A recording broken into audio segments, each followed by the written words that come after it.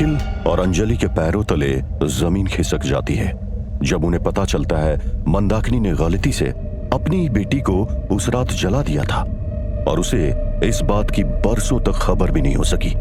गीतांजलि, क्या ये माया वही नर्स है जिसने अंजलि को मेंटल असाइलम में बंद किया था और उसको मारने की भी कोशिश की थी?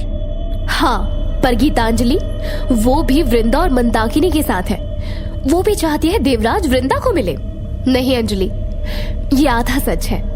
माया बहुत अच्छी और सच्ची लड़की थी, वृंदा से एकदम अलग, शांत और सबको प्यार देने वाली। मेरा और उसका बहनों जैसा रिश्ता था और इसीलिए उस दिन वो मेरा साथ देने आई थी। माया को बरसों से ये गलतफहमी थी कि उस दिन जो काल कोठरी में आग लगी थी वो मैंने लगाई थी, वृंदा और मंदाकिनी से बदला लेने के लिए। बस इसी वजह से वो तुम्हारे पीछे पड़ी है, अपनी मौत का बदला लेने के लिए। ये सच वृंदा और मंदाकिनी भी नहीं जानते हैं। उन्हें लगता है माया उनके साथ है देव को देवराज बनाने में। एक मिनट, मैं कुछ समझा नहीं। माया अंजलि को क्यों मारना चाहती है? उसको तो ये लगता है ना कि आग आपने लगाई थी। जैसे देवराज का दूसरा जन्म लेके देव वापस आया है, वैसे हमारा यानी गीतांजलि का दूसरा जन्म लेके अंजलि वापस आई है। इसीलिए वृंदा मुझे यानी अंजलि को मारना चाहती है, देवराज यानी देव को पाने के लिए। इससे पहले अंजलि कुछ कह पाती, गीतांजलि वहां से गायब हो जाती है। गीतांजलि, एक बार प्लीज वापस आओ, प्लीज एक बार। अंजलि, खुद को संभालो। अब मुझे सब कुछ समझ आ रहा है क्यों वृंदा ने तुमसे शिवम का खून करवाया, ताकि तुम देव की नजरों में गिर जाओ, वैसे ही जैसे बरसों पहले गीतांजलि गिर गई थी। मैं जानता हूं कि ये सच्चाई जान के तुम्हें धक्का लगा है, पर ये सही समय नहीं है कमजोर होने का। Anjali, let's fight and win over this evil. Yes. चलो अब खुद पर काबू पाओ और मंदाकिनी को आवाज लगाओ। तुम जानती हो तुम्हें क्या करना है। अब लगाओ दोबारा उससे आवाज। अंजलि और निखिल फिर से मंत्र को अपने मन में दोहराते हैं और अदृश्य होके मंदाकिनी के सामने जाते हैं। मंदाकिनी, तेरे पापों का घड़ा भर चुका है, अब तुझे मरना ही होगा। नहीं गीतांजलि, मुझे माफ कर दो। जो कुछ भी किया, तुम्हें जितनी भी तकलीफ दी, अपनी बेटी के मोह में आके दी। अपने खून से ऊपर कुछ नहीं होता है और तुमसे बेहतर ये कोई नहीं जान सकता। अच्छा, खून से ऊपर कुछ नहीं? तेरी बेटी किसी की सगी नहीं है, उसके लिए दोस्ती या खून के रिश्तों का कोई महत्व नहीं है। तभी तो उसने अपनी सगी बहन का खून कर दिया। मंदाकिनी ने जो अब सुना उसे उस पर विश्वास नहीं हो रहा था। क्या? ये तुम क्या बकवास कर रही हो? सच कह रहे हैं, एक ऐसा सच जिससे तुम्हें कई सालों तक दूर रखा गया। वृंदा ने तो कहा था माया की मौत गाड़ी के सामने आके हुई थी, वो भी तुम्हारी वजह से। नहीं, झूठ कहा था उसने। मैंने अपनी आंखों के सामने माया का खून होते हुए देखा था।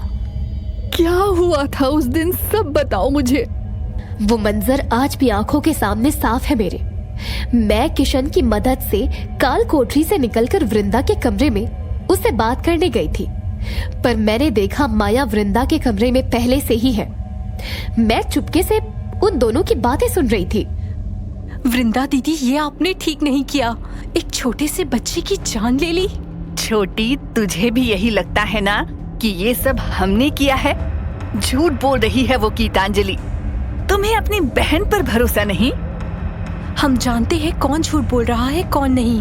ठीक है, अब तुम्हें सच पता है तो हमारा साथ दो। गीतांजलि, जब जब हमारा नाम ले तुम ये कहना कि मैं तुम्हारे साथ बाजार गई थी उस वक्त और मैंने कुछ नहीं किया है। नहीं, मैं गीतांजलि दीदी का साथ दूंगी, एक खूनी का नहीं। ठीक है, अगर तू उसके साथ है ना तो मैं तुझे भी रास्ते से हटा दूंगी। वृंदा अपने गले का दुपट्टा निकाल के माया का गला दबाने लगती है। छोड़ो दीदी, छोड़ो मुझे, छोड़ो।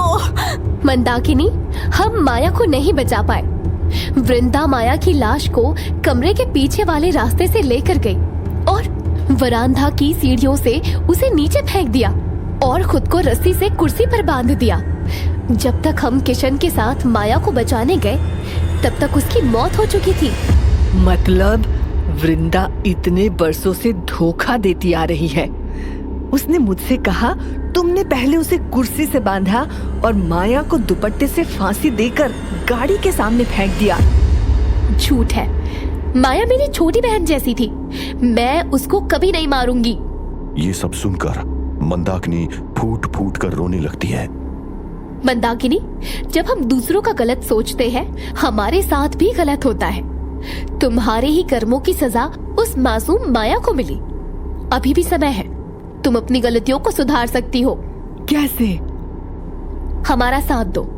वृंदा देवराज को पाने के लिए किसी भी हद तक जा सकती है। इस खेल में न जाने वो कितने लोगों की जान दांव पर लगा देगी, और आज तो उसने तुम्हें भी धिक्कार दिया। हमारे साथ आ जाओ। वो मेरे देव को देवराज बनाना चाहती है और मैं ये होने नहीं दे सकती। तुम दोगी हमारा साथ? शायद यही एक तरीका है अपने पाप को धोने का। बोलो।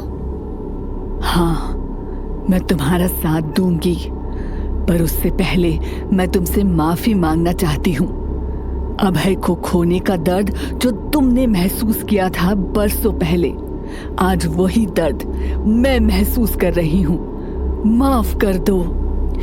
तुम्हें माफ तो नहीं कर पाएंगे, लेकिन विनती करेंगे दोबारा ये सब किसी के साथ मत करना।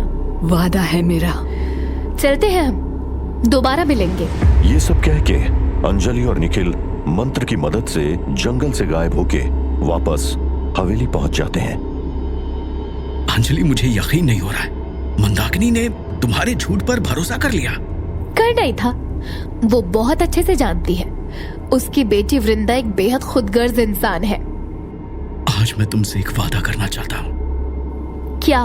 पिछली जिंदगी में गीतांजलि को देवराज नहीं मिल पाया, पर इस जिंदगी में ऐसा नहीं होगा। अंजलि देव को मिल के रहेगी, चाहे उसके लिए मुझे कितनी भी मुसीबतों से गुजरना क्यों ना पड़े। Oh Nikhil, you are a sweetheart. तुमने प्रूव किया है कि तुम कितने अच्छे दोस्त हो। चलो अब ज्यादा सेंटी मत हो। वैसे तुम और देव तो अमीर हो यार, राजाओं के परिवार से निकले दोनों, और मैं गरीब बेचारा। मिशन के बाद नौकरी वोकरी छोड़ देना तुम दोनों। ठीक है, अब मिशन पर ध्यान दे। सिर्फ 15 दिन है हमारे पास। One down, two more to go. go.